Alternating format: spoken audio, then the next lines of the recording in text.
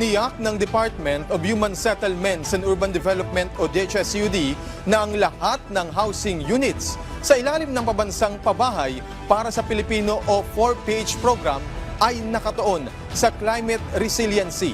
Ayon kay DHSUD Secretary Rizalino Acusar, alinsunod sa utos ni Pangulong Ferdinand R. Marcos Jr., sumusunod ang mga proyekto sa building code para matiyak na ligtas ang mga ito mula sa mga panganib, gayon din sa mga comprehensive land use plans at local shelter plans ng mga lokal na pamahalaan.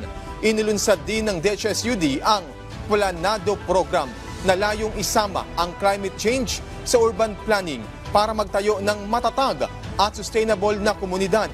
Sa ngayon, 56 na mga proyekto ng 4PH ang nasa iba't ibang yugto ng konstruksyon, habang ang ilan ay tapos na. Kamakailan lamang, formal na itinurn over ang mga unit sa Palayan City at Bacolod bilang bahagi ng pagsusumikap ng pamahalaan na solusyonan ang krisis sa pabahay sa bansa.